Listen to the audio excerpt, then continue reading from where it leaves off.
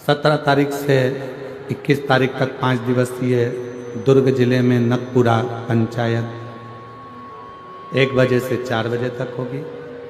फिर 24 तारीख से 28 दिसंबर तक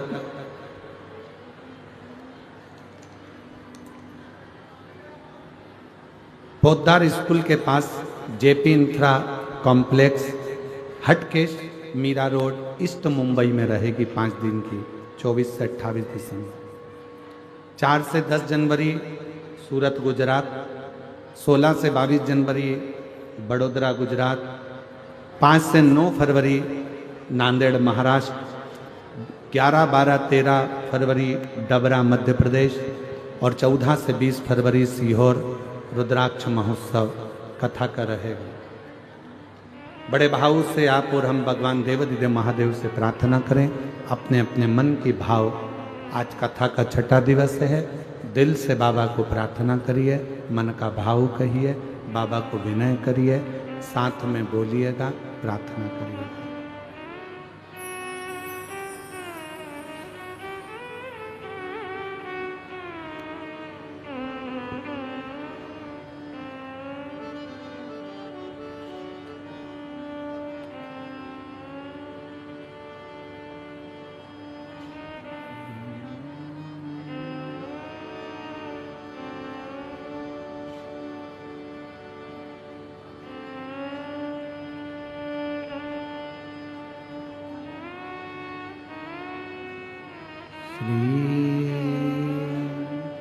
शिवाय नमस्तुभ्यं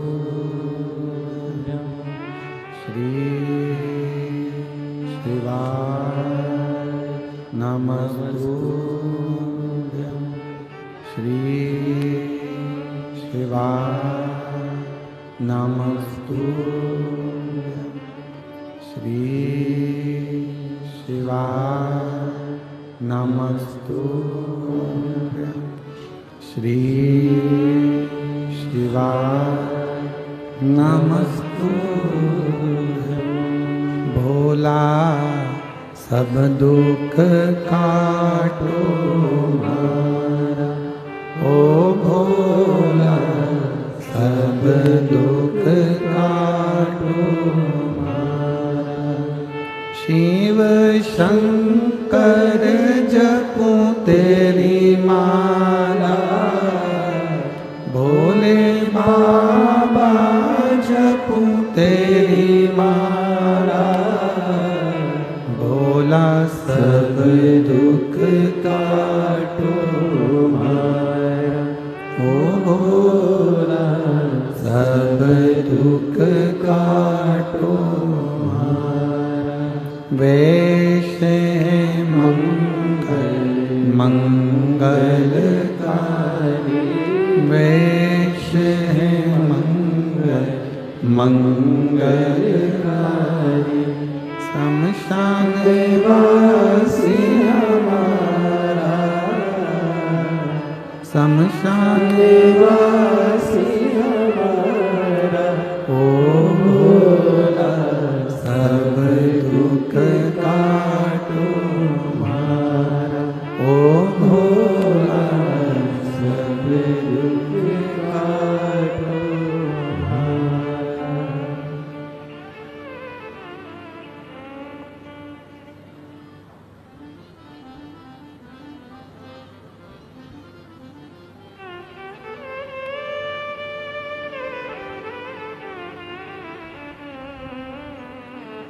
बाबा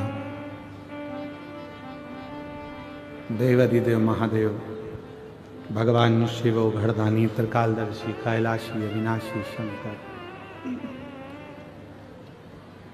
भगवान शिव की पवित्र कथा कर। पार्वती, दुनिया के लोग मुझे केदार में ढूंढेंगे, दुनिया के लोग मुझे कैलाश पर ढूंढेंगे, पर अपने भीतर नहीं ढूंढ। और भीतर ढूंढने का फल क्या है? तारकासुर की कथा कहते हैं। ब्रह्मा जी ने वर मांगने को कहा तारकासुर से कि तू वर मांग ले, और तारकासुर वर मांगता है कि अगर मेरे प्राण छूटे तो शिव जी के पुत्र के द्वारा छूटे।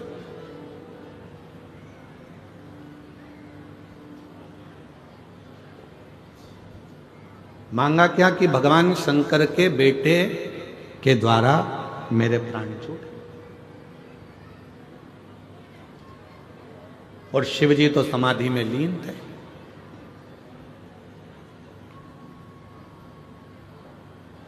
क्यों? क्योंकि सती माता ने अपने प्राणों को त्याग दिया था।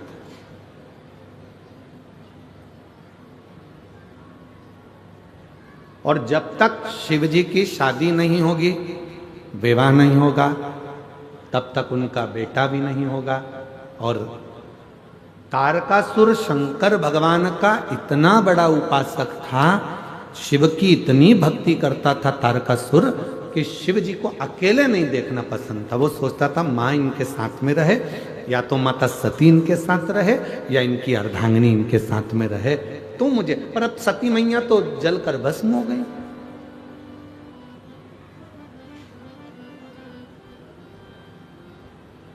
और माता सती जब जलकर भस्म हो गई हैं तो शिव अकेले रहे तो ये मुझे पसंद नहीं।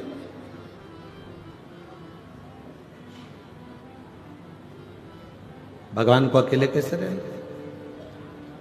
तारकासुर ने ब्रह्मा जी से वर मांग लिया, वर। और हुआ। मां जगत जननी पार्वती जी के साथ भगवान देव अधिदेव महादेव का मंगल विवाह पक्का हुआ।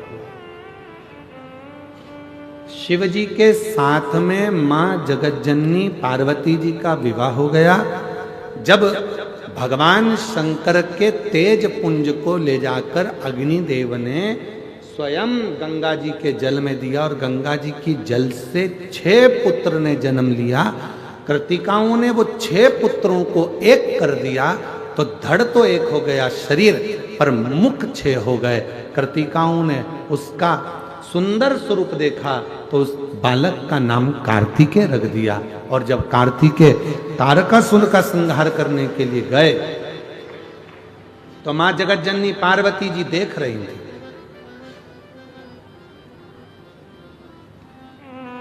दर्शन कर रही थी।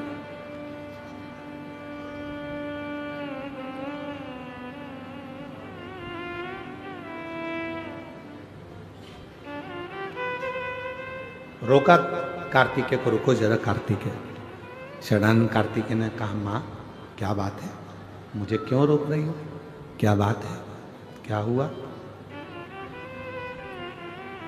कार्तिकेय जी को मां ने रोक कर कहा सुनो कार्तिकेय, ये जो सामने तारकासुर तुम्हारे खड़ा है, जिसका तुम संहार करने के लिए जा रहे हो, जिसको तुम मारने के लिए जा रहे हो, ये तारकासुर कोई साधारण नहीं है। इसके हृदय में शिव ऐसा बसा हुआ है, इनके हृदय में शंकर ऐसे बसे हुए हैं कि इसके एक एक रोमावली में शिव समाये हुए हैं। इसलिए इस तारकासुर का संहार करने से पहले तुम्हें शिव की आज्ञा लेना होगा। बिना शिव की आज्ञा के आप नहीं संहार कर सकते।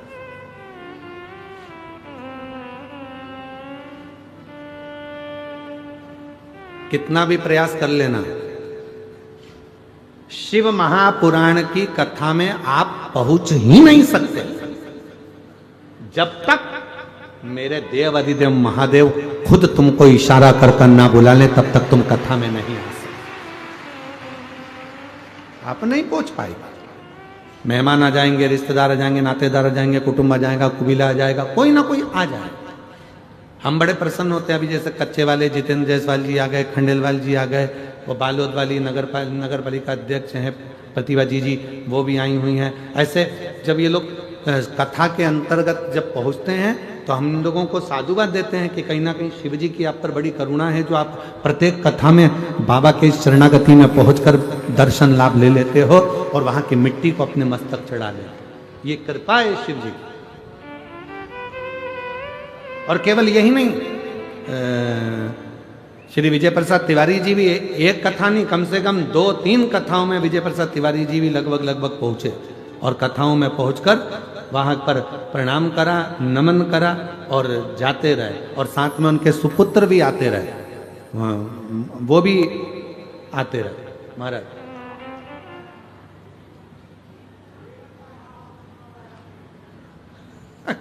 बाबा कराएगा, शिव जी की कृपा होगी।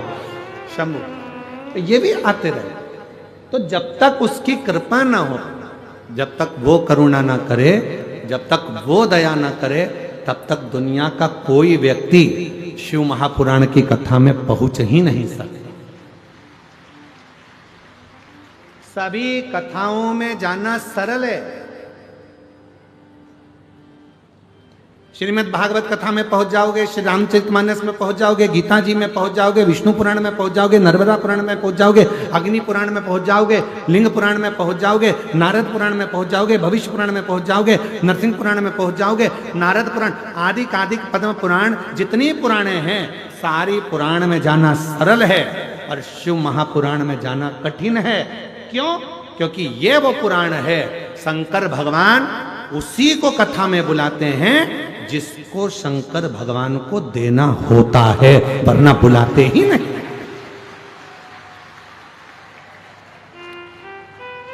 जैसे तुम्हारे मोहल्ले में शादी का कार्ड हर किसी को नहीं दिया जाता, शादी का कार्ड उसी को दिया जाता है जिससे तुम्हारी रिश्तेदारी अच्छी हो, संबंध अच्छे हो, प्रेम अच्छा हो। पड़ोसन भले पास में रह रही है और अगर पड़ोस में प्रेम नहीं है तो कोई तुम्हें शादी में नहीं बुलाएगा। भले तुम्हारी सग्गी बहन है पर प्रेम नहीं है, नहीं बुलाएंगे। कई कई भाइयों में प्रेम नहीं रहता, एक दूसरे को नहीं बुलाते। प्रेम होगा तो बुलाएंगे और उसी को बुलाया जाता है। जितनी बहन बेटियों को शादी में बुलाया जाता है उतनी बहन बेटियों को साड़ी देकर विदा, बोलो बोलो सही है कि साड़ी देके विदा करा जाता है। तो हम क्या बोलते हैं? मेरी जीजियों, मेरे जीजाओं, अर्थात इस कथा के मंडप में जितनी बेटियां आती हैं सब मेरे शंकर भगवान की बेटियां हैं। जब जाती हैं तो कुछ ना कुछ देकर भोले बाबा विदा करते हैं। और वो जो देता है वो दुनिया में कोई नहीं देता, जो वो देता है। एक माता जी ने लिखा पत्र में, मेरा नाम जयमनी ठाकुर, पति कतुम सिंह ठाकुर, जिला बस्तर के रहने वाले। कहीं बैठी हो ठाकुर? अगर बैठे हो तो हाथ हिलाइएगा। अगर कहीं बैठे हो। मेरा नाम जयमनी ठाकुर, पति कतु सिंह ठाकुर। कहीं बैठे हो? आप ही हैं, हाथ हिलाइएगा। बच्चा आया है साथ में, आ जाइए, ले आइए। गुरु जी, हम बस्तर के रहने वाले हैं। शिव महापुराण की कथा का वर्णन करना चाहती हूं जो पंडाल में बैठकर पाया मैंने। मेरा 19 साल का बेटा किसी कारणवश मर गया, उसका निधन हो गया। मेरा 19 साल का बेटा मर गया और 19 साल का बेटा मरने के बाद बहुत टूट गई। एक ही बेटा था, उसी का आसरा था, चले गया गुरुदेव। शिव महापुराण की कथा में जैसे तैसे दिल लगाया।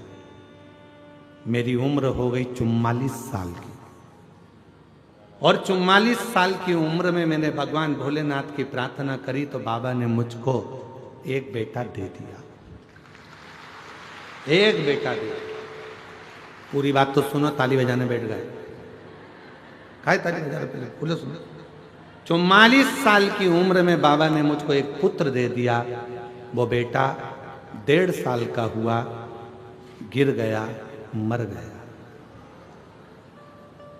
19 साल का बेटा गया, 44 साल की उम्र हुई, बेटा 1.5 साल का हुआ, मर गया। इतनी टूट गई, भोले बाबा आपने मुझे बेटा तो दिया, फिर वापिस ले लिया। बाबा कृपा करो। डॉक्टर को क्या बोलूं मैं? फिर किसी ने कहा एक बार फिर बाबा की कथा सुनो। पंडाल में बैठकर यदि वहां की मिट्टी को लगाएगी ना, गर्भ जरूर ठहरेगा। डॉक्टर ने तो कह दिया था कि अब तुम 50 के करीब में पहुंच चुकी हो, औलाद नहीं होगा। उम्र 46 पार हो गई, 47 हो गई, 48 हो गई, 50 के लगभग में पहुंच गई। औलाद होने के चांस खत्म हो गए, बच्चा नहीं होगा। फिर मैंने कथा में सुना कि पंडाल में जाकर अगर मांगोगे, बैठ गई, कथा सुन ली तो बाबा देगा जरूर। और बाबा ने ऐसी कृपा कर दी गुरुदेव, मैं बाबा की कथा सुनने के लिए पंडाल में बैठ गई और पंडाल की मिट्टी को लगा कर गई। आज बाबा की कृपा से 50 के करीब में मेरी उम्र है और मेरे बाबा ने फिर मेरी झोली भर दी और मुझे पुत्र दे दिया, फिर पुत्र दे दिया। तुम उसकी बेटी हो। ये व्यासपीठ आपको जीजी कहती है, आपको जीजा कहती है, आपको बेटी कहती है, आपको बेटा कहती है, आपको माता पिता कहती है। ये व्यासपीठ शायद दुनिया में एक व्यासपीठ ऐसी है शिव महापुराण कुबेरेश्वर धाम की जो आपसे संबंध जोड़ती है, और वो संबंध होता है बेटी और बाप का, वो संबंध होता है एक बहन और भाई का। ये संबंध की पीठ है।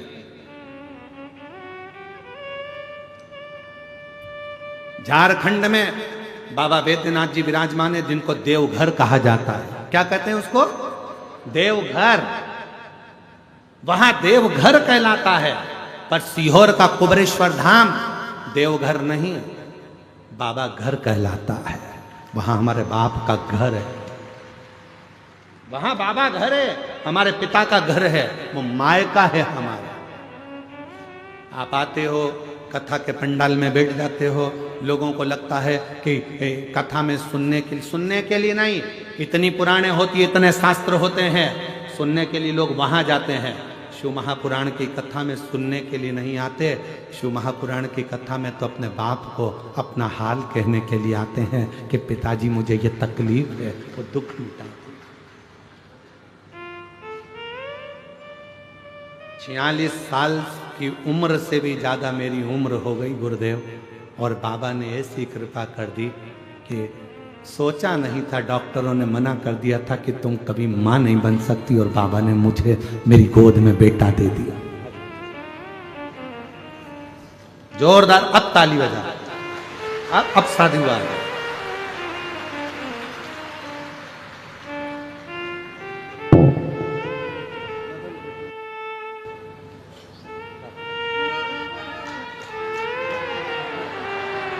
आंसू पोछो, आंसू पोछ पहले। बाबा ने दे दिया ना, तो आंसू पोछो। अच्छा, खुश होकर बाबा को प्रणाम करो, उसकी कृपा है। आंसू पोछो पहले, पूरे आंसू पोछो। हाँ, अब प्रणाम करो बाबा को, आंसू पोछ के। अब तो दे दिया उसने। शंभू शंभू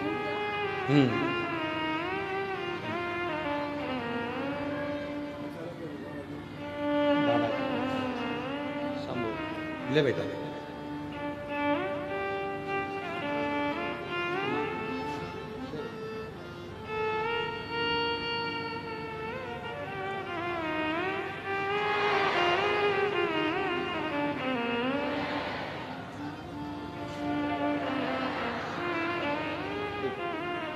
बधाई आपको, बहुत बहुत शिव कृपा। नहीं, हमारा नहीं, बाबा को, बाबा को साधुवाद दो, बधाई उसको दो।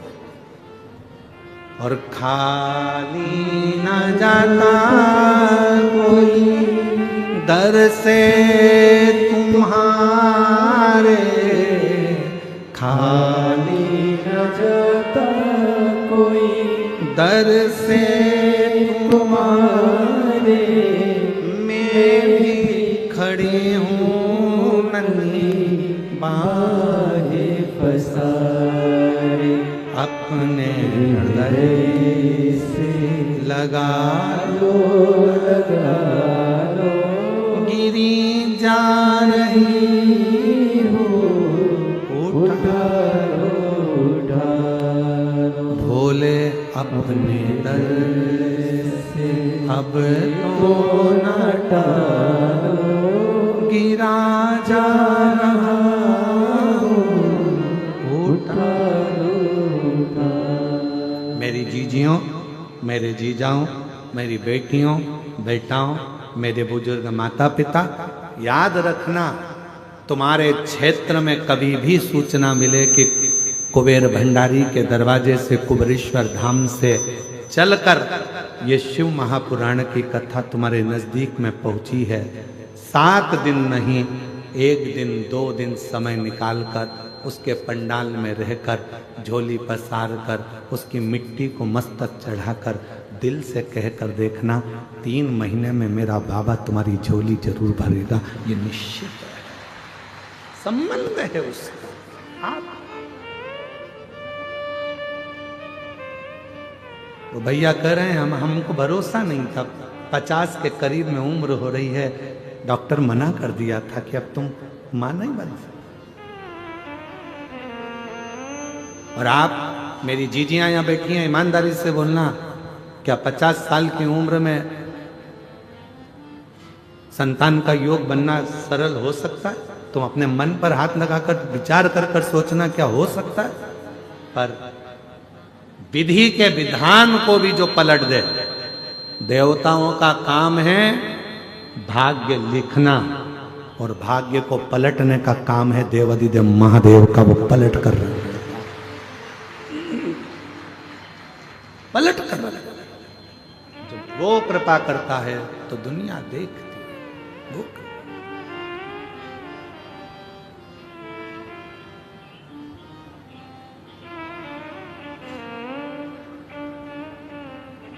महाराज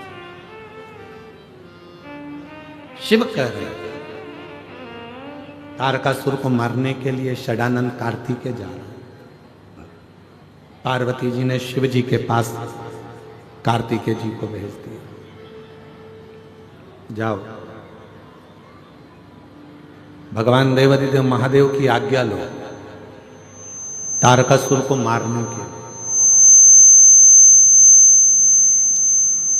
यदि तारकासुर को मारना है तो पहले शिव की आज्ञा। शंकर का कोई भक्त है, उस पर इल्जाम लगाना सरल है, गाली देना सरल है, उसको अपशब्द कहना सरल है, उसकी निंदा करना सरल है, उसकी बुराई करना सरल है।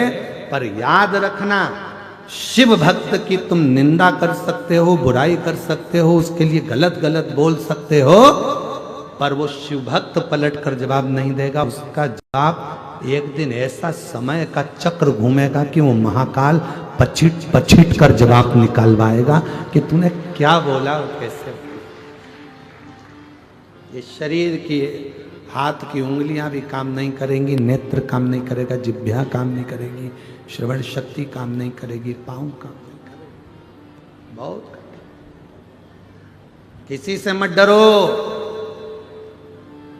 ना गुरु से डरो, ना परमात्मा से डरो, ना शास्त्र से डरो, ना वेद से डरो, किसी से मत डरो, पर अपने कर्म से डरना। कर्म का भोग तो परमात्मा को भी भोगना पड़ता है, भोगना पड़ता है।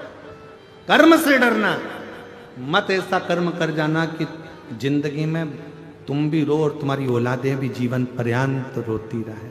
रोती, कुछ अच्छा कर, मत बुरे कर्म कर बंदे, वरना पछताए भगवान की आँखों से तू बच नहीं पाएगा, तू बच नहीं पाएगा। अरे ओ अज्ञानी मत करना दानी, अरे ओ अज्ञानी मत करना दानी। 3 दुनिया में 3 उपहार सर्वश्रेष्ठ है। 3 उपहार दुनिया में सर्वश्रेष्ठ। पहला जो भगवान ने आपको दिया, आपके चेहरे की प्रसन्नता। किसी को कुछ नहीं दे सकते और तुम्हारे पास देने के लिए कुछ भी नहीं है, तो अपने चेहरे की थोड़ी सी स्माइल, थोड़ी सी प्रसन्नता दे दीजिए। चेहरा खुश दिखेगा तो सामने वाले को अपने आप उपहार मिल गया, समझ लेना, सब कुछ मिल। 3 उपहार हैं जो दुनिया वाले को परमात्मा ने दिए हैं। पहले नंबर का आपके चेहरे की प्रसन्नता, वो केवल मनुष्य को दिए।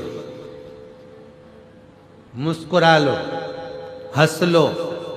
हमने पहले भी कथा में कहा था, हंस लो इन दांतों से खिल खिला के। नहीं तो एक दिन गिर जाएंगे हिल हिला के।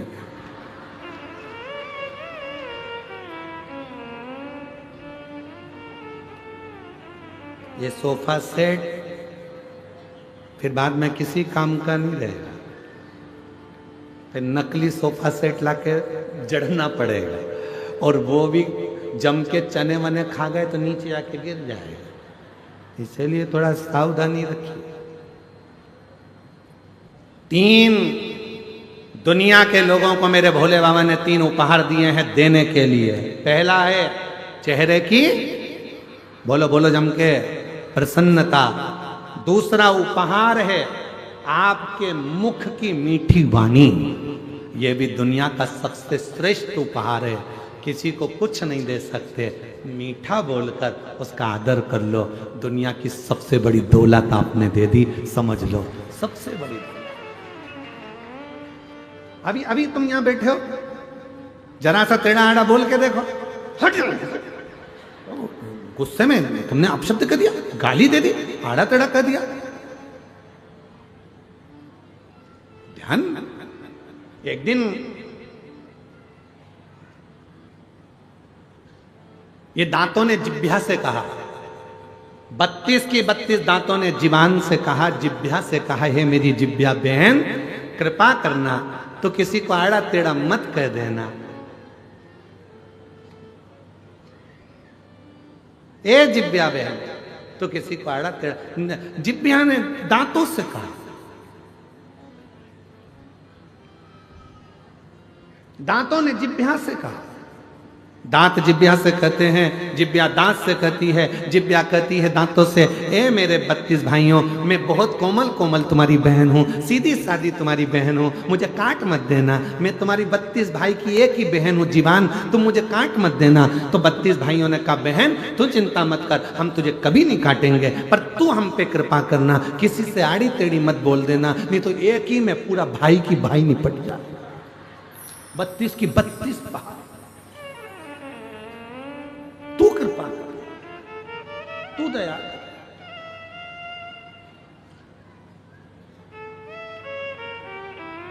पहला उपहार दिया है मेरे भोलेनाथ ने आपको, मनुष्य को, दुनिया को देने के लिए पहला उपहार दिया। क्या? चेहरे की प्रसन्नता। हंस लो इन दांतों से खिल खिला के, नहीं तो बाद में निकलेंगे हिल हिला के। बहुत बुरी हालत। और दूसरे नंबर पर उपहार दिया है मेरे भोले मामा ने आपको मीठी वाणी। जितना प्रेम से बोल सकते हो, किसी को धन नहीं दे सकते, दौलत नहीं दे सकते, अच्छे से व्यवहार कुछ नहीं दे सकते, तो अपनी मीठी वाणी से बस उसको प्रेम से बोल लो, वो भी उपहार है। और महाराज, तीसरे नंबर का उपहार भगवान भोलेनाथ ने जो दुनिया को दिया है, वो है सम्मान करना, आदर करना, सत्कार करना। कुछ मत करो, किसी को कुछ नहीं दे सकते तो आदर दे दो। आओ भैया जी बैठो, भाभी जी कैसे हैं, भैया ठीक हैं, काका जी ठीक हैं, काकी जी ठीक हैं। ये आदर के शब्द एक दूसरे को देना प्रारंभ कर दो। सुबह से उठो, सास से कितना भी झगड़ा हो तो भी उससे प्रेम से आदर पूर्वक बात करो। और सास से निवेदन है, बहू कितनी भी गलती करे उसकी गलतियों को माफ कर कर बेटी जैसा आदर देकर उसको गले लगाना प्रारंभ करो। वो आदर का संस्कार, वो आदर का संस्कार। ये 3 उपहार हैं जो मेरे भोले बाबा ने दुनिया के लोगों को दिए। पहले नंबर पर है मुस्कुराहट चेहरे की, दूसरे नंबर पर मीठी वाणी आपके मुख की, और तीसरे नंबर पर है आदर के शब्द, आदर के वचन, आदर के संबोधन। कोई भी आपके यहाँ आए आप उसको आदर दीजिए, सम्मान दीजिए, कुछ मत दीजिए, आदर तो दो। साहब कहाँ से आए हो, बैठो ना साहब, राम राम साहब, कृष्ण जी साहब, श्री शिवाय नमस्तुभ्यम, हर हर महादेव भैया जी, क्या बात है, कैसे हो। आदर का संबोधन। घर में आए हुए ना जाने कौन सा पुण्य करा होगा जो तुम्हारे यहाँ कोई आ रहा है। अगर पुण्य भी नहीं होता तो कोई किसी के यहाँ जाता भी नहीं। कौन सा पुण्य करा।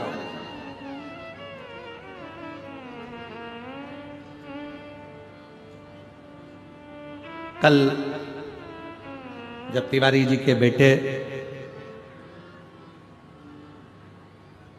श्री अभिलाष जी कल जब आए थे शाम को तो कोई मिलने आए थे तो उनके साथ में वो बोल रहे थे, अभिलाष जी के साथ जो आए थे वो बोल रहे थे कि गुरुजी हमने हमारी जिंदगी में बस्तर क्षेत्र में इतनी भीड़ और इतने श्रोता, वो भी वनवासी और आदिवासी, कभी नहीं देखे जो एक जगह पर इकट्ठे होकर इस कथा कर इस तत्व ग्रहण।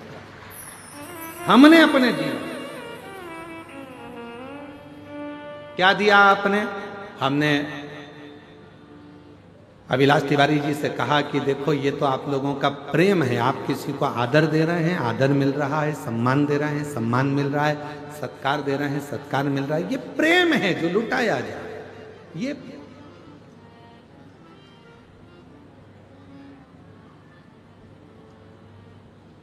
रामचरितमानस रामायण किस किसने देखी है, किस किसने सुनी है, किस किसने पढ़ी है? हाथ उठाओ जरा। सबने पढ़ी, सबने देखी, सबने सुनी, रख लो हाथ। रामायण में, रामचरितमानस में पढ़ा होगा, सुना होगा, देखा होगा। जितने भी उस रामचरितमानस में मिले, जितने भी पात्र थे, सबको रोते हुए देखा होगा। दशरथ जी भी रोए थे अपने पुत्र के वियोग में, कौशल्या मैया, कैकेयी मैया, सुमित्रा जी भी रोई थी दशरथ के वियोग में, भरत जी रोए राम जी के वियोग में, राम जी रोए अपनी मैया और पिता के वियोग में, माँ जानकी जी भी रोई, जनक जी रोए अपनी बेटी की दशा देखकर, केवट निषाद राज रोए, यहाँ तक गिद्धराज जटायु भी रोए, यहाँ तक लंका का राजा रावण अपनी औलाद के लिए रोया, मंदोदरी भी रोई। जितने पात्र थे रामचरितमानस के सब रोते हुए दिखे, केवल एक पात्र था रामचरितमानस का, जो थे श्री हनुमान जी महाराज, वो कभी रोते हुए नहीं दिखे।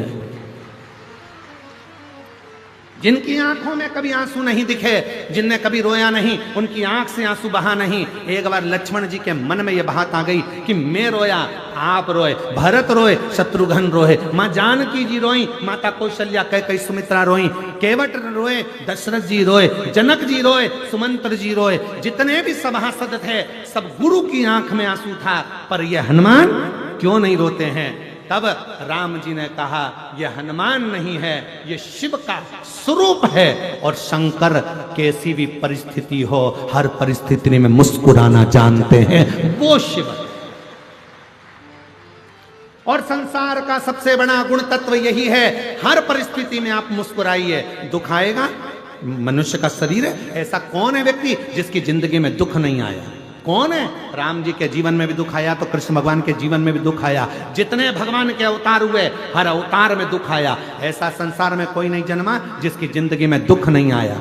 दुख आएगा, पर उस दुख में भी मुस्कुराना सीख लिया तो समझ लो कि शिव की कृपा होना प्रारंभ हो गई। हम मुस्कुराएं, तकलीफ आए मुस्कुर, कोई दिक्कत, बीमारी आई है ना, आ गई ना, बड़ा रोग आ गया ना, तकलीफ आ गई ना, धीरे से जाएगी। पर अपन क्यों रोए उस बीमारी के चक्कर में? इतना बड़ा बीमारी हो गई, मेरा लीवर खराब हो गया, किडनी बेकार हो गई, थायराइड हो गया, घुटने बेकार हो गए, कहीं ये हो गया, और रोने रोने में जिंदगी निकाल दे। बीमारी आई है, सोचते रहोगे, सोचते रहोगे, सोचते रहोगे तो बीमार पड़े रहोगे, बीमार पड़े रहोगे।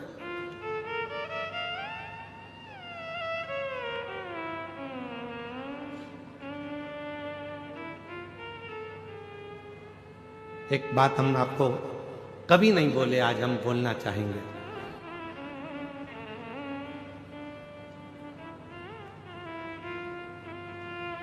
– 2021 की बात। एक लड़की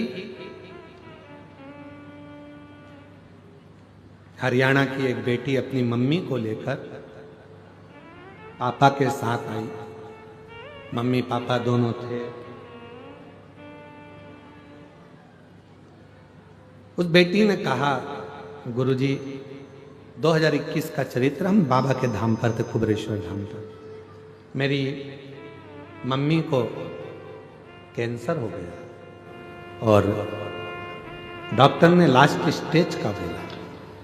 हमने कहा मम्मी को मालूम पड़ गया? हाँ, बहुत रोती है, बहुत। ठीक है, ऑपरेशन का बोला है क्या? नहीं, इनकी उम्र हो चुकी है बहुत, तो अब ऑपरेशन का डॉक्टर मना कर। गठान भी बड़ी है, कैंसर भी है, ठीक है। कितना समय का डॉक्टर बोला है? 6 महीना ये जी जाए तो जी, ठीक है। अब वो माँ कैंसर कैंसर कैंसर कैंसर, हमने कहा अब तुम्हारी मम्मी को लेकर आओ, अपन उनसे मिलते हैं। हम कुर्सी लगाए बैठे हुए थे, धूप सेक रहे थे। उसकी माँ आई, प्रणाम किया, बाबा डॉक्टर 4th स्टेज का कैंसर बोला। हमने कहा ये कंकर शंकर की तुमने पूजन करी है कुबरेश्वर धाम का? हाँ बाबा। एक कंकर लेकर जा रही हो? हाँ बाबा। रुद्राक्ष ले जा रही हो? हाँ बाबा। बस कंकर उठाया है? हाँ बाबा। तो हमने कहा जब कंकर उठा लिया, लेकर जा रही हो,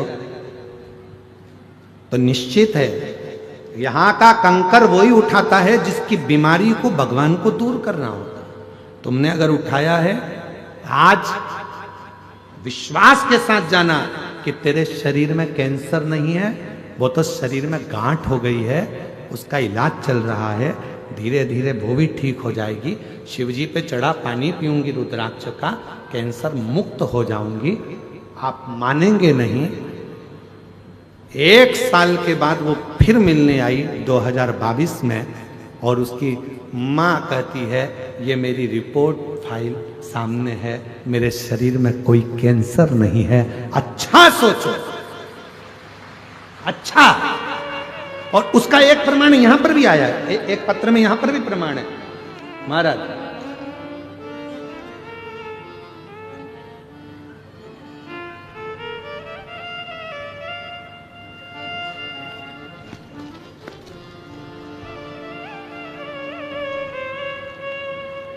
मेरा नाम मनीषा ठाकुर है, मेरे पति का नाम राजेश ठाकुर है। मैं पावर हाउस चौक जगदलपुर से आई हूं। कहीं बैठी हो हाथ हिला सकती हैं। पावर हाउस चौक जगदलपुर से आई हूं, अगर कहीं बैठी हो तो हाथ हिला सकती हैं। मेरा नाम मनीषा ठाकुर, मेरे पति का नाम राजेश ठाकुर। मैं पावर हाउस चौक जगदलपुर से आई हूं। आ जाइए, एक बेलपत्र ले जाइएगा, आ जाओ। मेरा मोबाइल नंबर ये है। 1 लोटे जल का क्या वर्णन करूं। मेरे पति को अचानक पेट में दर्द हुआ, खून की उल्टी होने लगी। जब खून की उल्टी होने लगी, हम लोग उनको तुरंत MPM हॉस्पिटल लेकर गए। तुरंत ICU में डाल दिया गया। फिर डॉक्टर ने बताया कि इनका लीवर पूरी तरह से डैमेज हो चुका है और लीवर काम नहीं कर रहा है, इसलिए खून की उल्टियां हो रही हैं। इनका ऑपरेशन करना पड़ेगा अभी की अभी। हमने डॉक्टर से कहा कुछ दिन तो दो, पैसा कितना लगेगा? 50 लाख के करीब में इसका खर्चा है पूरा मिलाकर। 50 लाख रुपए लग सकते हैं। इतना मिलाकर 15 दिन का टाइम मांग लिया। डॉक्टर साहब 15 दिन दे दीजिए। 15 दिन का टाइम दिया, हम वापिस आएंगे, आप दवाई दे दीजिए, कुछ इलाज कर दीजिए। लीवर पूरा डैमेज हो चुका है, काम बिल्कुल नहीं कर रहा है, जल्दी से जल्दी करना पड़ेगा। इतना पैसा तो इकट्ठा करने के लिए जाना पड़ेगा ना गुरुदेव। तब हम डॉक्टर से टाइम लेकर हाथ पैर जोड़े और पैसा कहाँ से लाएं, 15 दिन रखे। फिर हम डॉक्टर से टाइम लेकर आ गए। 15 दिन तक हॉस्पिटल में रखा, इलाज चलता रहा, पर लीवर काम नहीं कर रहा। फिर हमने छुट्टी मांगी, लेकर आए। दवाई लेकर जब हम आ गए, किसी ने बताया आस्था चैनल पर पंडित जी कथा शिवपुराण की आती है। मैं उसी दिन से टीवी पर शिवपुराण देखने लगी। रोज मंदिर जल चढ़ाने जाती और रोज जल चढ़ा के बेलपत्र लाकर अपने पति को दे देती। 3 महीना के बाद फिर लेकर रायपुर गए चेकअप कराने। डॉक्टर ने चेकअप करके बताया इनका लीवर काम करने लगा है, ऑपरेशन कराने की जरूरत नहीं है।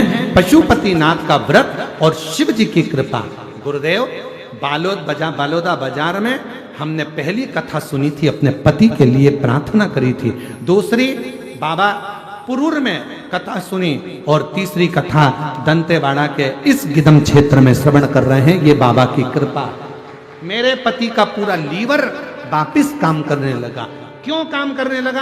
क्योंकि आपके हृदय में विश्वास आ गया मैं ठीक हूं, मुझे कोई बीमारी नहीं हुई है। जब हम अंदर से अच्छी फीलिंग, अच्छा सोचते हैं तो अच्छा होता है। तुम ये सोच कर रहो मेरा सिर दुख रहा है, सिर दुख रहा है, सिर दुख रहा है, तो सिर दुखेगा। तुम्हारा घुटना दुख रहा है, घुटना दुख रहा है, घुटना दुख रहा है, तो दुखेगा। मैं नीचे नहीं बैठ सकती, नीचे नहीं बैठ सकती, तो जिंदगी में कभी नहीं बैठ सकती। तुमने सोच लिया बैठूंगी, कथा है, शिव पुराण, मिट्टी लगाऊंगी, पांव ठीक होगा, आराम से जाऊंगी, पांव ठीक होगा। तुम गलत सोचोगे तो गलत होगा, अच्छा सोचोगे तो अच्छा होगा। ये तुम्हारे भीतर की फीलिंग।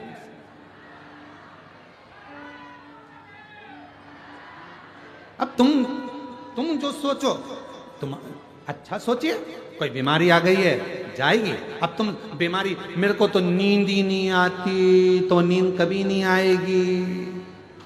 और तुमने सोच लिया, शिव महापुराण की कथा में मैंने सुना है, हाथ में 5 बार जल डालना है, शिव जी की 5 लड़कियों का नाम लेना है, जया, विषहरा, शामरीवारी, दौतली, देव। शिव जी की 5 लड़कियों का नाम लेकर पानी पी के सोऊंगी तो नींद आएगी। और जैसे ही मोबाइल रखा, पानी पिया, जो सोई, ऐसी घुर्राटे भरी, ऐसी घुर्राटे भरी, पूछो क्यों? अंदर की फीलिंग अच्छी होगी, अंदर का भाव अच्छा हो।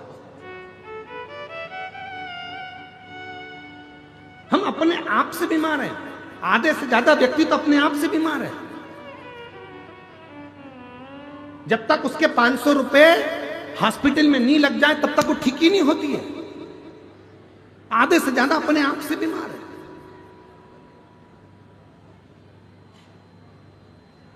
है। गुरुजी, हमारा बच्चा बहुत बीमार रहता है, बार बार उसको हॉस्पिटल ले जाना पड़ता है।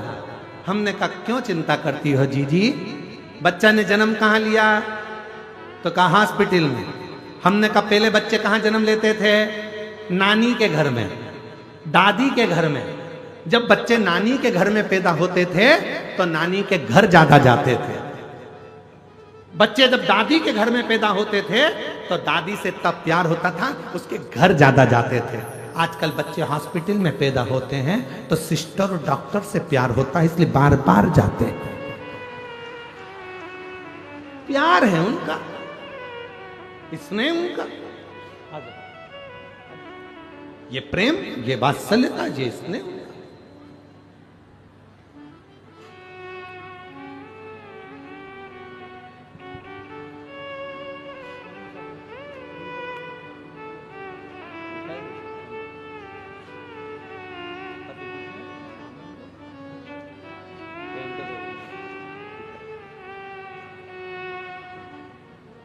पति के लीवर काम नहीं कर रहा था। शिव की कृपा से, बाबा की कृपा से विश्वास जागृत हुआ। इतना पैसा बता दिया गया था, कहाँ से लीवर लाते, कहाँ लगाते। ऑपरेशन का पैसा भी नहीं था। शिव पर भरोसा करा और पूर्ण तरह से स्वस्थ हुए। ये शिव की कृपा। एक बार जोरदार ताली बजाए शंभू।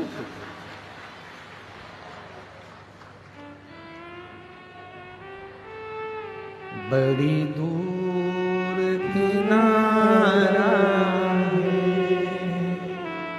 कश्ती भी पुरानी है, भोले बाबा सुन भी लो ये मेरी कहानी है। मैंने तुमको पुकारा है, मैंने तुमको पुकारा है, भोले बाबा सुन भी लो ये मेरी कहानी है। बड़ी दूर किनारा है। जीवन है बड़ा विचित्र। दुनिया की फितरत बड़ी विचित्र है। जीते जी आग लगाने वाले भी अपने होते हैं और मरने के बाद आग लगाने वाले भी अपने ही होते हैं। कोई दूसरा आग नहीं लगाता।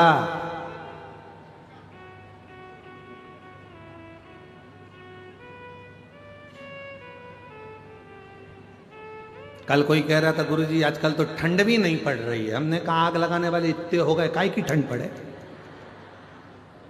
दिन भर तो आग लगा रहे हैं, यहाँ से जाके माँ आग लगा देंगे, वहाँ से जाके माँ आग लगा देंगे, कोई बहू में आग लगाए, कोई सास में आग लगाए, कोई बहन बहन में आग लगाए, कोई भाई बहन में आग लगाए, कोई ऊंचे पद पर कौन बढ़ रहा है तो फिर आग लगाना चालू कर दी। इतने आग लगाने वाले बढ़ गए कि ठंडी चली गई, ठंड को भी टेंशन हो गया, क्या करेंगे, इतने तो आग लगा रहे हैं। तो अपन तो अपने गाँव चलो, अब तो ठंड भी नहीं है बस्तर में।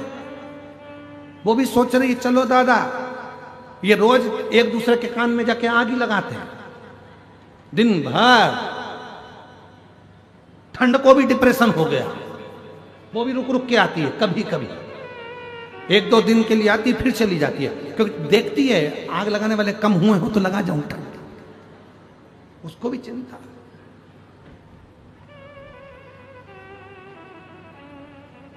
आग लगाने वाले कोई दूसरे नहीं होते, अपने ही अपने, कोई दूसरे नहीं।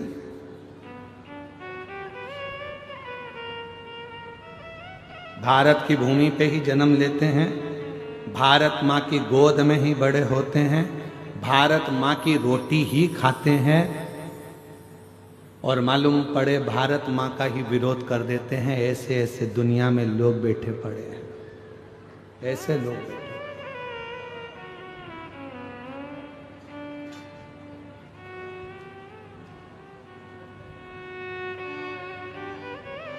इसमें के लोग बैठे हैं।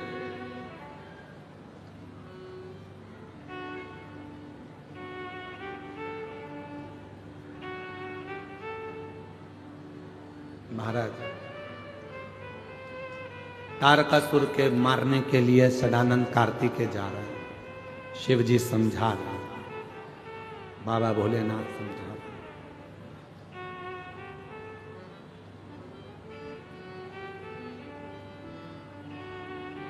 कितना सुंदर कहा है, जिस भूमि का खा रहे हो, जिस भूमि पर जन्म लिए हो, जिस भूमि का खा रहे हो, जिस भारत माँ की गोद में पैदा हुए, जिस भारत माँ का अन्न खा रहे हो, उसको लज्जित मत होने दो, उसको लज्जित मत होने दो।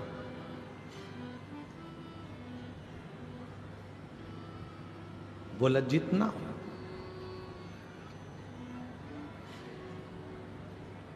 पर ऐसे ना जाने कितने विधर्मी पड़े हुए हैं, कितने जो भारत माँ को ही चोट पहुंचाने में लगे हुए। भारत माँ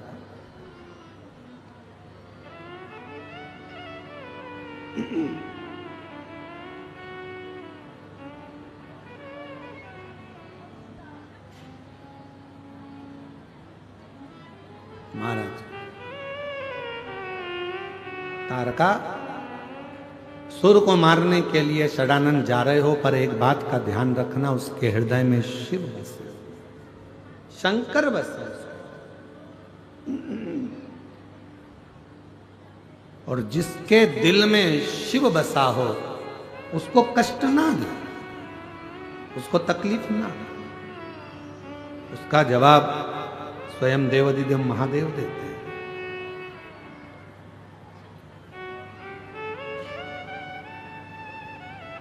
स्वयं भगवान देवाधिदेव महादेव ने माता पार्वती जी से एक बात कही है, पार्वती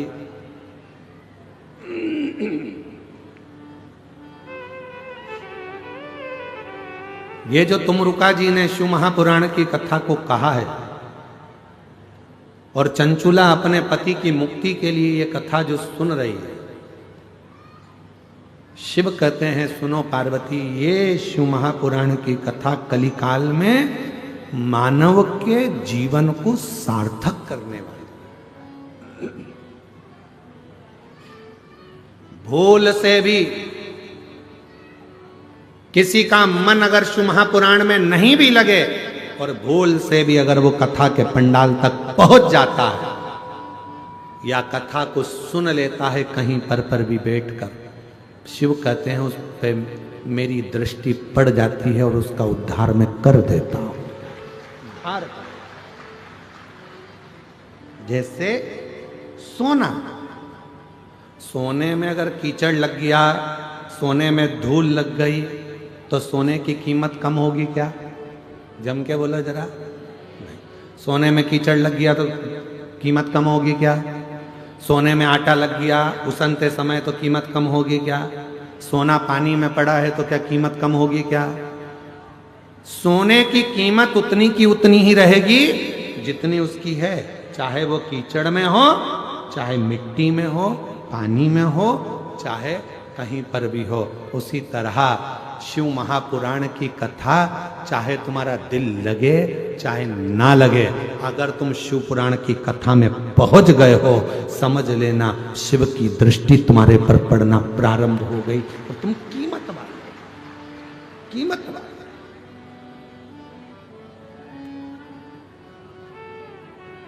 तेरी कृपा बिना नहीं ले एक भी अणु, लेते हैं श्वास तेरी कृपा से।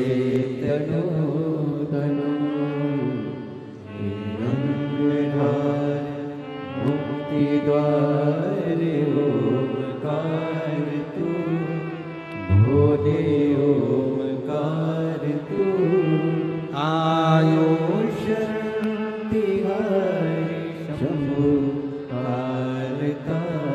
कथा अपना असर दिखाती है, पुराण अपना असर दिखाती है।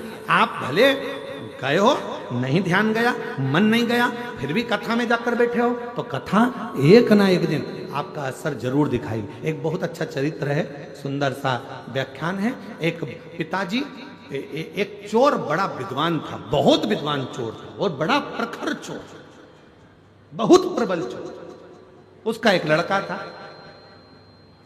और चोर भी बड़ा दमदार चोर था, क्वालिटीवान चोर। और उसका एक लड़का था, लड़का चोरी करना नहीं जानता था, तो पिताजी ने लड़के को चोरी करना सिखाया, उसको भी अच्छा क्वालिटीवान चोट्टा बनाया।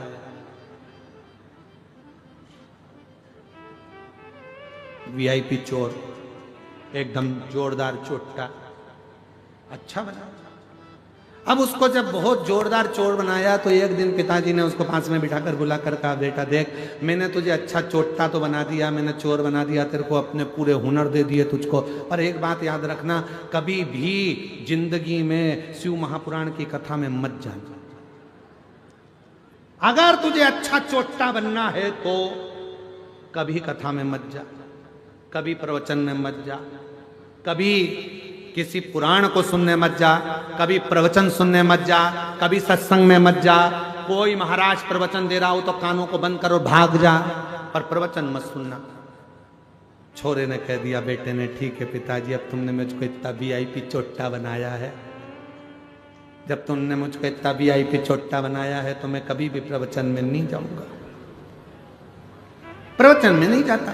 एक बार उसने विचार करा कि राजा के महल में आज चोरी करना, जा ही रहा था, इतने में रास्ते में बहुत सारी भीड़ हो रही थी, खड़ा हो गया। क्या हुआ किसी ने नहीं बताया, प्रवचन चल रहा था, उसके कानों में शब्द पहुंच गया कि मनुष्य की देह मिली है और जिंदगी अगर अच्छी जीना है तो सत्य बोलना चालू करो, और जिसका खाया है उसको धोखा मत दो, और उसके साथ में कभी गलत मत करो। बस ये दो चीज उसके कानों में पड़ी, उसने कान बंद करा, भाग गया। भगते भगते सीधे पहुंच गए राजा के महल में, चोरी करने के लिए जा रहा था। उसने मन में सोचा, पिताजी के अनुसार तो मैं अच्छा चोट्टा बन गया, पर महाराज प्रवचन दे रहा था इतना बड़ा, एक बार उसकी भी सुन के देखते हैं जरा। और जैसे ही दरवाजे पर पहुंचा, आज कहा महाराज की वचन याद करके जाता हूं, देखता हूं कैसे होता है। तो अंदर गया, दरवाजे के द्वारपालों ने रोक दिया, कौन हो तुम? उसने मन में सोचा कि वो महाराज जी बोल रहा था, हमें सत्य बोलो, उसने भी कह दिया। जैसे द्वारपालों ने रोका, कौन हो तुम? चोर हूं। क्या करने जा रहे हो? चोरी। दरवाजे पे खड़े हुए द्वारपालों को लगा यहां काम करता होगा, बेचारे को अपन ने रोक दिया, उसके हृदय में हाथ हो गई, इसलिए चिल्ला के दौड़ रहा है, अपने आप को चोर कह रहा है, चोरी करने। जा अंदर जा, जा चले जा, जा। वो अंदर चले गया। उसने मन में सोचा, मैंने बोला मैं चोट्टा हूं, मैं कह रहा हूं कि चोरी कर रहा हूं, तो भी मुझे अंदर जाने दिया। अंदर पहुंच गए। अंदर जाके उसने बहुत सारा धन देखा, झोले में भर लिया, थैले में भरा, बैग में भरा, चला। भूख लगी, इसने सोचा पास में रसोई घर है, जरा देख लूं। रसोई घर में गया, अच्छा अच्छा खाने को मिल गया, खा गया। खाने के बाद झोला उठाने वाला था, इतनी देर में याद आया कि वो महाराज प्रवचन में कह रहा था, जिसका खाओ उसको धोखा मत दो, जिसका खाओ उसके साथ कभी गलत मत करो। और मैं तो गलत नहीं करूंगा, आज तो मैं रख के ही जाऊंगा। भरा हुआ सोने का झोला वहीं रख दिया, जाने लगा। जैसी दरवाजे पर पहुंचा तो द्वारपालों ने रोक लिया। क्यों रे चोटे, तू तो चोरी करने गया था, माल नहीं लाया? कहने लगा नहीं, हम जिसके घर का खाए हैं उसका घर का बजाए हैं। हम चोरी कर तो लिए थे, पर हम उसके घर का खा लिए, इसलिए हम उसके साथ धोखा नहीं कर सकते। इतनी देर में रसोई घर में कोई गया, भरा हुआ झोला देखा, चिल्ला दिया, चोर आया है, चोर आया है, चोर आया है। इसको पकड़ लिया। पकड़ने के बाद राजा के सामने ले जाकर खड़ा कर दिया। महाराज, इसने चोरी करी है। महाराज ने पूछा, आपने चोरी करी है? हाँ महाराज। कहां से आए? सामने वाले गेट से। द्वारपालों ने नहीं रोका, पूछा था तुम कौन हो? हमने कहा चोर। अंदर आने दिया। हाँ। तुमने कहा था चोरी करने आए हो? हाँ, हम बोले थे हम चोरी करने आए। अच्छा, तो तुम ये बैग भरकर पैसा ले जा रहे थे, सोना चांदी ले जा रहे थे, लेके क्यों नहीं गए? क्योंकि हमने गुरुजी के मुख से सुना था कि सच बोलना, तो हमने दरवाजे पर सच बोला। और गुरुजी के मुख से सुना था, जिसका खाओ उसको धोखा मत दो और उसका बुरा मत करो। हमने माल तो भर लिया था ले जाने के लिए, पर तुम हमको भूख लग रही थी, तुम्हारे घर का हम खा गए, इसलिए हम तुम्हारा सामान लेकर नहीं गए। राजा को बड़ा आनंद आया। राजा ने मन में सोचा, ऐसा व्यक्ति सच बोलने वाला दुनिया में नहीं मिलेगा। राजा ने कहा, आज से तुम हमारे मुनीम, मंत्री, पूरा खजाना तुम्हारे हाथ में, तुम नौकरी हमारे यहां करो, ये नौकरी तुम हमारे यहां करो। राजा ने उसको नौकरी पर रख लिया। 15 दिन तक वो आया नहीं घर पर। पिताजी को चिंता लग गई, मेरा चोटा बेटा कहां चले गया। एक दिन अच्छे कपड़े पहनकर, पगड़ी मगड़ी बांधकर, जोरदार सोने की माला पहनकर, पांव में जूते मोजे पहनकर गया अपने पिताजी के पास। पिताजी ने देखा, बेटा इतनी लंबी चोरी किसके यहां कर आया? बेटा कहता है, पिताजी चोरी नहीं करी है, एक महाराज का प्रवचन सुन लिया था, सत्य बोलो, जिसका खाओ उसको धोखा मत दो, उसका कभी गलत मत करो। बस वो सुनकर मैं चोरी करने गया, ऐसा ऐसा हुआ। राजा को मालूम पड़ा, उसने मुझे नौकरी पर रख लिया। पिताजी, जितनी चोरी करता था, जूते खाता था, उससे अच्छी इज्जत की नौकरी आज राजा ने मुझे दे दी। करोड़ों का धन मेरे हाथ के नीचे है पिताजी। केवल थोड़ी सी देर की शिव पुराण की कथा सुन ली थी, जिससे आज मैं राजा का मुनीम बन गया। यदि पूरी कथा सुन लेता तो शायद राजा ही बनकर बैठ जाता। ये कथा, ये प्रसंग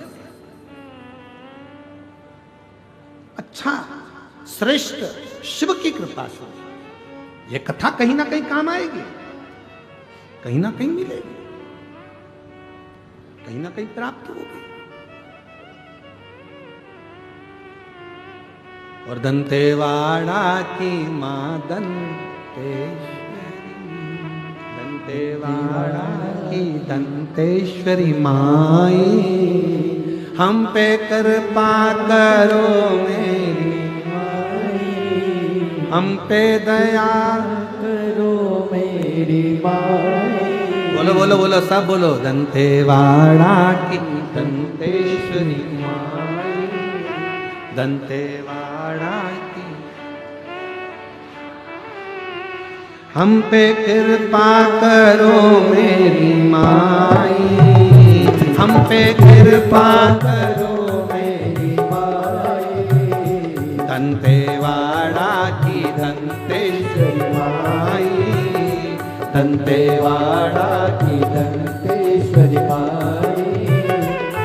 पे कृपा करो मेरी माई, कृपा करो मेरी माई। तेरे दर पे है झोली फैलाई, तेरे दर पे पे झोली फैलाई, तेरे दर पे है झोली फैलाई, तेरे दर पे है झोली फैलाई। ओ हम पे कृपा करो मेरी माई, हम पे कृपा करो मेरी माई। दोनों हाथों से बड़े प्रेम से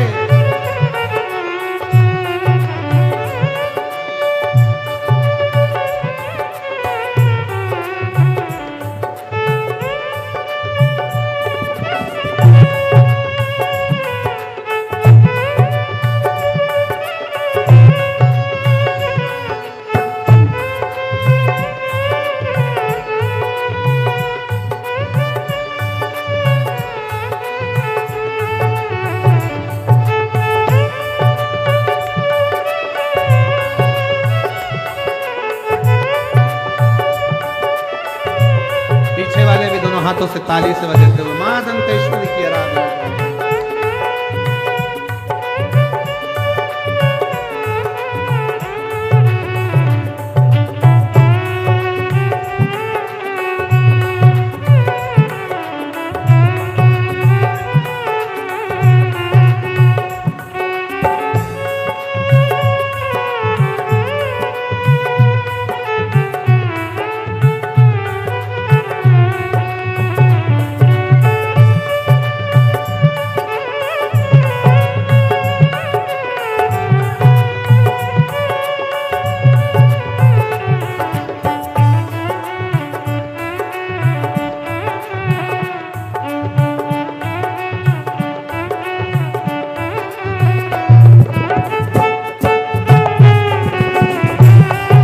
बड़े प्रेम से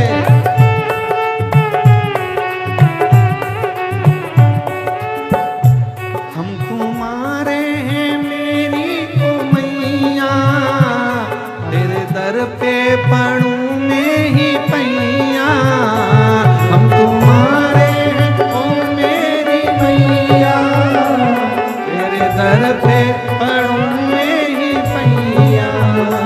हम तुम्हारे हैं ओ मेरी मैया, तेरे दर पे पड़ूं मैं ही पैया। हम तुम्हारे मेरी मैया गए मैया, दंतेवाड़ा की दंतेश्वरी माई, दंतेवाड़ा वाड़ा की दंतेश्वरी माई।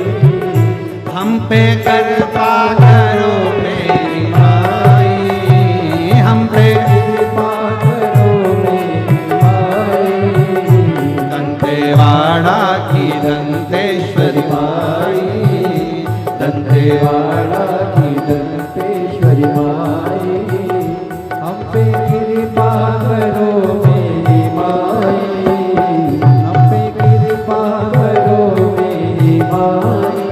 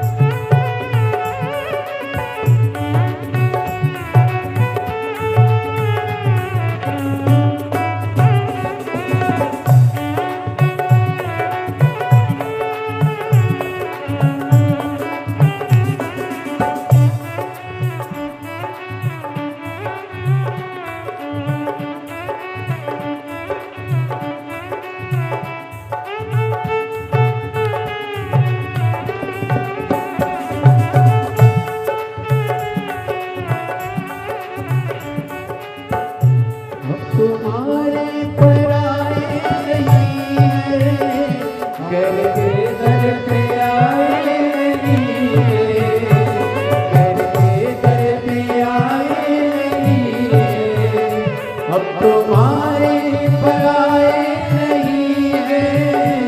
घर के दर पे आए नहीं, घर के दर पे आए नहीं है। हम तुम्हारे पुराने हे माई, हम तुम्हारे पुराने हे माई। कृपा करो माई, हम पे कृपा करो मेरी माई। दंतेवाड़ा की दंतेश्वरी माई, दंतेवाड़ा की दंतेश्वरी माई। हम पे कृपा करो मेरी माई, हम पे कृपा करो मेरी माई।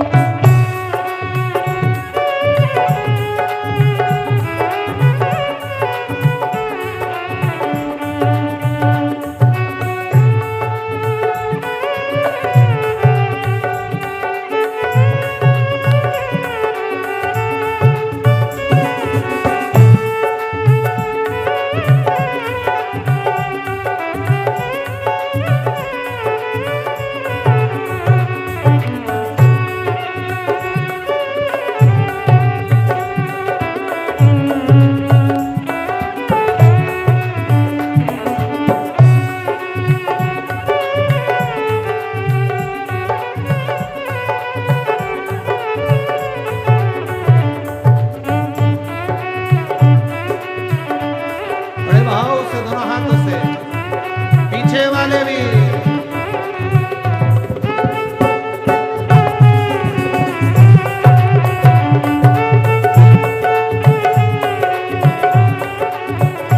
दंतेवाड़ा की राज दुलारी, दंतेवाड़ा की राज दुलारी। भोले बाबा के आंखों की प्यारी, भोले बाबा की आंखों की प्यारी। दंतेवाड़ा की राज दुलारी, दंतेवाड़ा की राज दुलारी। भोले बाबा की आंखों की प्यारी, भोले बाबा की आंखों की प्यारी। दंतेवाड़ा की दंतेश्वरी माई, दंतेवाड़ा की दंतेश्वरी माई। ओ दंतेवाड़ा की दंतेश्वरी माई, दंतेवाड़ा की दंतेश्वरी माई। ओ हम पे कृपा करो मेरी माई, हम पे कृपा करो मेरी माई, हम पे दया करो मेरी माई। कृपा करो मेरी माई। ओ हम पे दया करो मेरी माई, हम पे कृपा करो मेरी माई। ओ हम पे दया करो मेरी माई, हम पे कृपा करो मेरी बोल दंतेश्वरी माता की जय। अपने स्थान पर बैठकर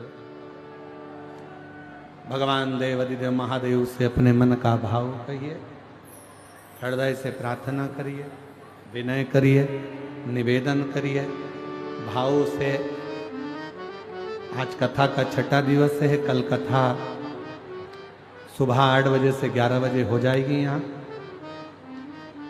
फिर 17 तारीख से 21 तारीख तक नकपुरा पंचायत जिला दुर्ग छत्तीसगढ़ में ही 5 दिन की कथा रहेगी। फिर 24 से 28 तारीख तक मीरा भयंदर में मुंबई में शिव महापुराण की कथा पौधार स्कूल के पास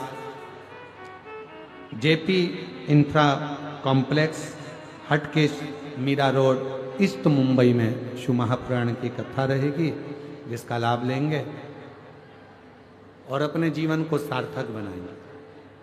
जनवरी में कथा 4 जनवरी से 10 जनवरी सूरत गुजरात, 16 से 22 जनवरी बड़ौदा गुजरात, 5 से 9 फरवरी नांदेड़ 5 दिवसीय महाराष्ट्र में शिव महापुराण की कथा, 11, 12, 13 3 दिवसीय शिव पुराण की कथा डबरा मध्य प्रदेश में, और 14 से 20 फरवरी रुद्राक्ष महोत्सव सीहो। बाबा को अपने मन का भाव कहिए, साथ में बोलिएगा। आज कथा का 6ठा दिवस है। दिल से प्रार्थना करिए, विनय करिए, निवेदन करिए। साथ में सब बोलें, बाबा से प्रार्थना करिए।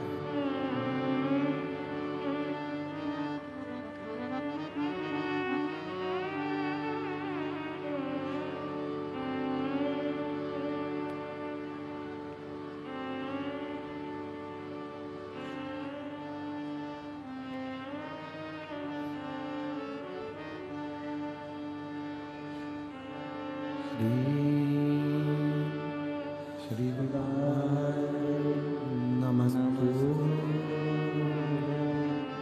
श्री शिवा नमस्तु श्री शिवा नमस्तु श्री शिवा नमस्तु श्री शिवा नमस्तु। भोला सब दुख काटो, ओ भोला सब दुख काटो। शिव शंकर जपू तेरी माला, भोले बाबा जपू तेरी माला। भोला सब दुख काटो, ओ भोला सब दुख काटो। वेश मंगल मंगलकारी,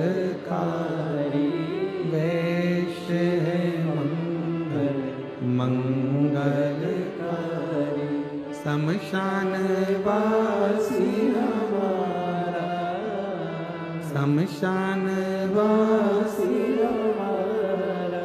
ओ भोला सब दुख काटो हमारा, ओ भोला सब दुख काटो हमारा।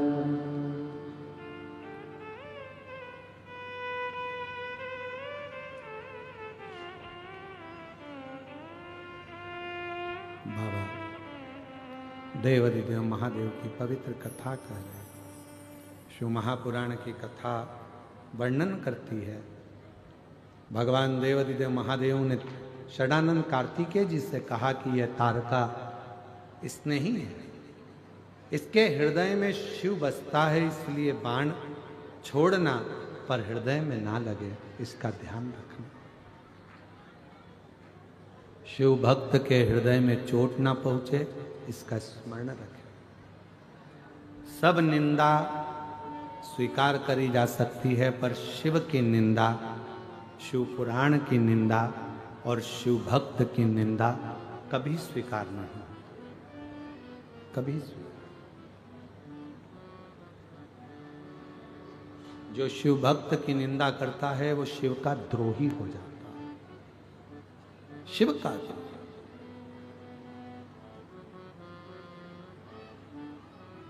तारकासुर के प्राणों को भगवान षडानंद कार्तिकेय जी ने हर लिया, और जो तारकासुर के प्राण छूटे तो उसके चेहरे पर रुदन नहीं था, आंखों में आंसू नहीं था, तारकासुर मुस्कुरा रहा था। कारण, तारकासुर के मुस्कुराने का कारण केवल इतना था कि मैंने जो मांगा था कि अगर मरते समय शिव मेरे सामने ना हो तो कम से कम शिव पुत्र मेरे सामने, और वो आज सिद्ध हो गया।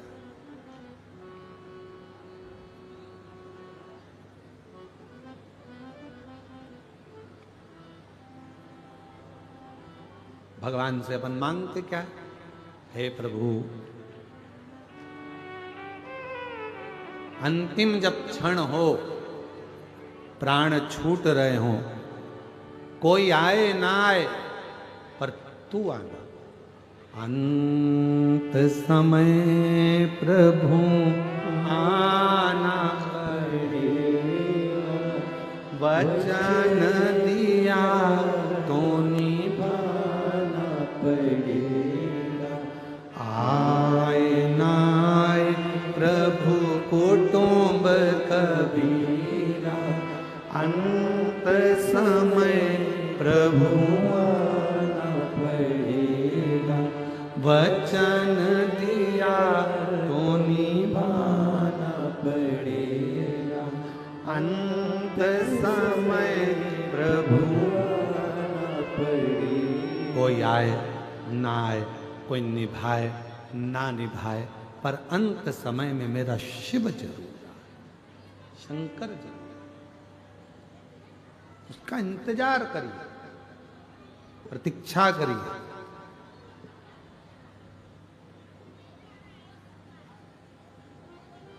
वो एक लाइन स्मरण में आती है ना,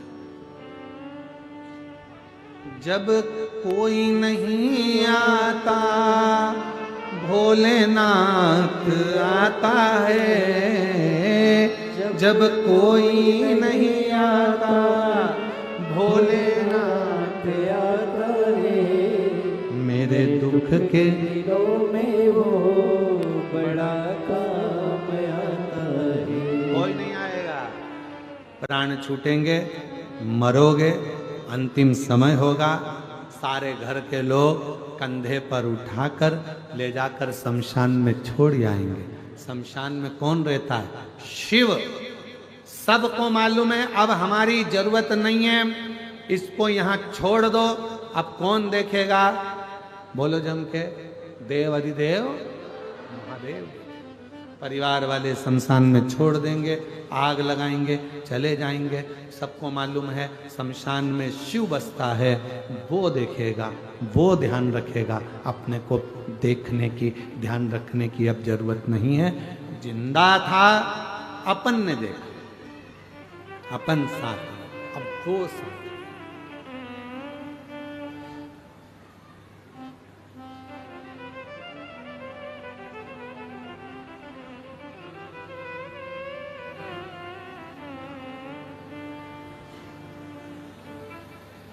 महाराज, उसका साथ हमारे जीवन को सुख प्रदान करता है। जैसे आदिवासी वनवासी क्षेत्र के जो लोग होते हैं, मेरे बहन भाई, मेरी जीजी, मेरे जीजा, मेरी बेटियां, बेटा, मेरी माताएं, मेरे भाई बंधु, मेरे बुजुर्ग माता पिता, भगवान ने आपको अपनी जमीन दी है। भगवान ने आपको एक अलग से ऊर्जा दी है, तो अपना स्वयं का कार्य करें, स्वयं का कार्य। वो कहते हैं आत्मनिर्भर भारत। स्वयं अपने अंदर वो ऊर्जा उत्पन्न करिए, अपने अंदर वो बल उत्पन्न करिए कि अपना कार्य अपन करें और अपने कार्य को इतना बढ़ाएं कि वो जनमानस तक पहुंचे। स्वयं मारा, और वो स्वयं के लिए बहुत समय आया। तारकासुर के प्राण जब चले गए, भगवान ईश्वरानंद कार्तिकेय जी का जय घोष हुआ। माँ जगत जननी जगदम्बाम्बा पार्वती जी निवेदन करती हैं भगवान देवाधिदेव महादेव से, घर में बेटे हैं, विवाह करना है, उनकी शादी होना है, पर कोई कन्या नहीं दिखती। निवेदन किया, देव ऋषि नारद को बुलाया, मेरे बेटे गणेश जी का विवाह करना, कोई अच्छी कन्या देखिए। ठीक है, प्रजापति विश्वरूप जी के यहाँ पहुंच गए, जिनकी 2 कन्या थी, रिद्धि सिद्धि। विश्वरूपा जी ने कहा कि मेरी बेटी की शादी मैं 2 अलग अलग वर से नहीं करूंगा, एक ही वर से 2 बेटी की शादी करूंगा। नारद जी ने कहा ठीक है, मुझे वर ऐसा चाहिए जो एक बार बैठ जाए तो उठने में लगना चाहिए कि दामाद बैठा है। नारद जी ने कहा बिल्कुल ऐसा ही है। गणेश जी एक बार बैठ जाते हैं तो उठते ही नहीं है 10 दिन तक। फिर कहा वर ऐसा चाहिए, ऐसी लंबी नाक हो मेरी बेटी अंदर भोजन बनाए और उसका वर सूंघ कर अंदर आ जाए। नारद जी बोले नाक की तो पूछो ही मत ही, लंबी नाक का ही है। फिर कहा मेरी बेटी बहुत धीमी बोलती है, दूल्हा ऐसा होना चाहिए जिसके कान ऐसे हों वो सुनने, दूर से भी सुन ले। तो कहा कान की भी मत पूछो, ये बड़े बड़े हैं। के हैं? हाँ, आखिर लड़का कौन है? नारद जी से पूछा। तब कहा देवऋषि नारद जी ने शिव जी के जो पुत्र हैं श्री गणेश जी महाराज, उनके लिए आपकी बेटी रिद्धि सिद्धि का विवाह कर दीजिए। सुंदर आनंद हुआ, मंगलमय बारात चलने लगी और गणेश जी का मंगलमय विवाह होने जा रहा है। रिद्धि सिद्धि के साथ गणेश जी पधार रहे हैं। जोरदार ताली बजाएं भगवान श्री गणेश जी महाराज के लिए। रिद्धि सिद्धि आई हैं। रिद्धि सिद्धि भगवान श्री गणेश जी महाराज के गले में जयमाला पहना रही हैं। जोरदार ताली बजाइए। अब गणेश जी महाराज ने रिद्धि सिद्धि के गले में जयमाला पहनाई है। रिद्धि सिद्धि ने वही माला निकाल कर वापस श्री गणेश जी महाराज को पहनाई है। गणेश जी महाराज ने रिद्धि सिद्धि के कंधों पर अपना हस्त कमल दिया है। देवताओं ने पुष्प वृष्टि करी है। बड़े आनंद के साथ आज कथा का 6वां दिवस यहाँ विराम ले रहा है। कल कथा का 7वां दिवस विराम दिवस रहेगा। सुबह 8 बजे कथा प्रारंभ हो जाएगी, 11 बजे कथा का विराम हो जाएगा और टीवी पर 2 बजे से 5 बजे तक कथा चलेगी। बड़े प्रेम से कथा का रसतत्व ग्रहण करिए। आज कथा की शिवरात्रि है। बड़े प्रेम से जो पंडाल में रुकने वाले हैं भगवत भजन करो, प्रेम से भोजन करो और अपने जीवन को आनंदित करो। हर हर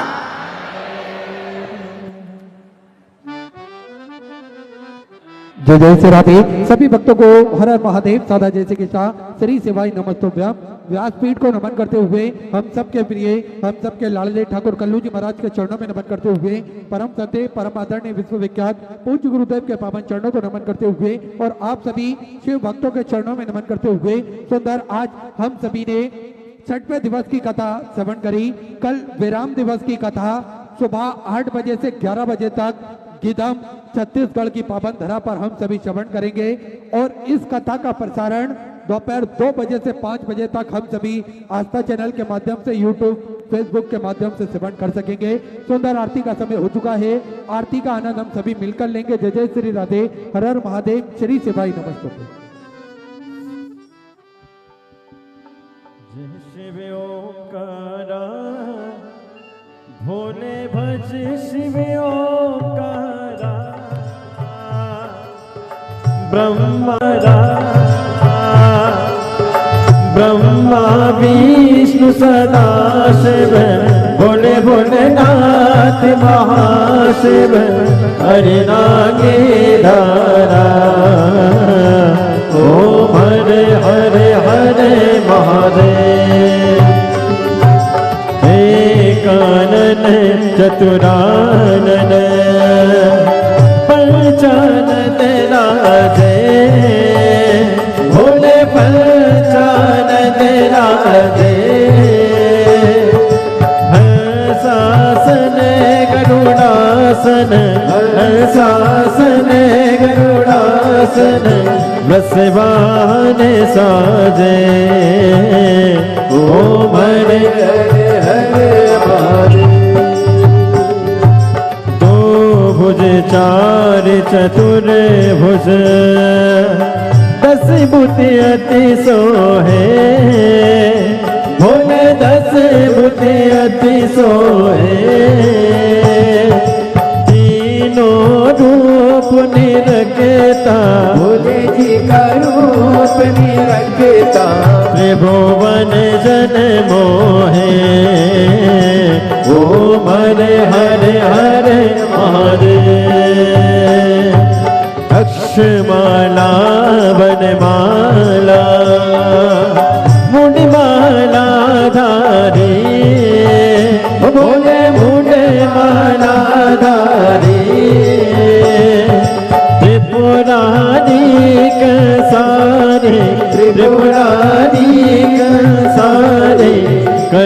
ज्वाला धारे ओम हरे हरे हरे महादेव श्वेतांबर पीतांबर बागांबर आगे बोले बागांबर आगे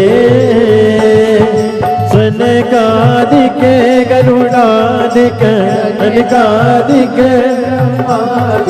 भूतादिक संगे ओम हरे हरे हरे हरे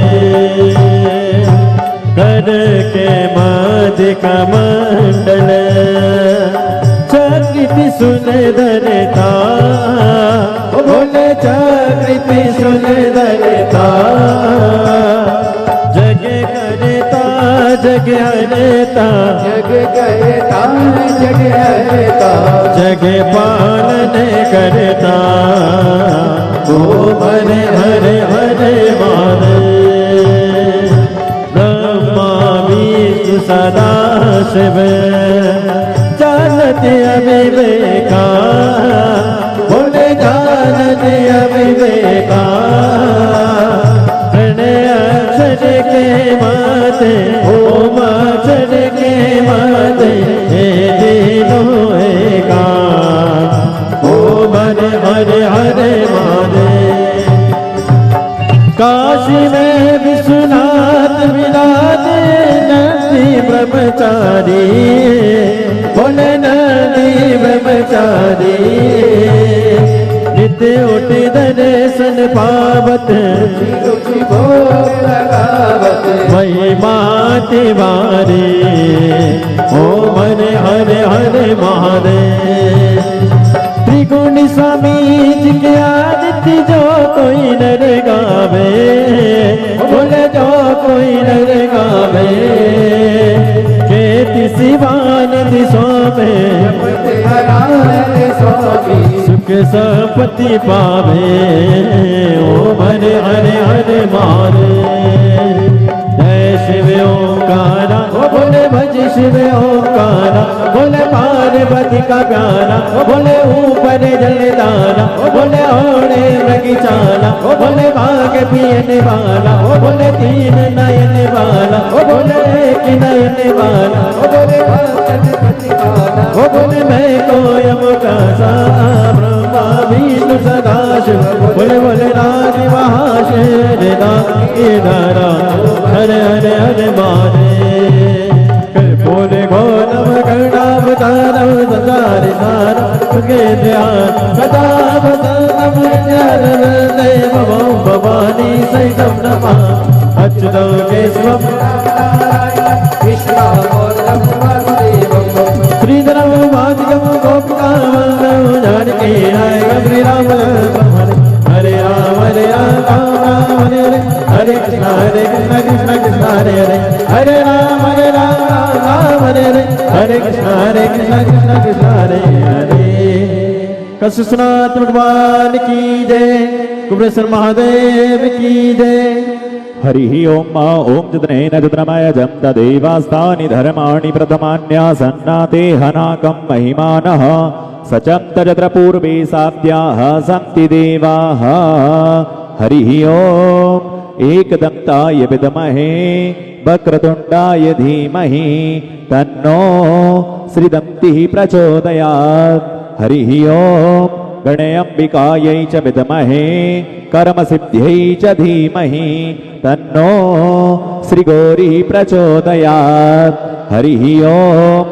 तत्पुरुषाय विद्महे महादेवाय धीमहि तन्नो श्रीरुद्रः प्रचोदयात् सुजसि सुमंगल सुमन लिए भोले भक्त खड़े तेरे द्वार पुष्पांजलि अर्पण करो भोलेनाथ करो स्वीकार सांगाय सपरिवाराय सायुधाय सशक्तिकाय सवाहनाय भगवते सांब सदा शिवाय नमो नमः चरणारविंदेषु वेदोक्त मंत्र पुष्पांजलिं समर्पयामि। कसुनाथ भगवान की जय हर हर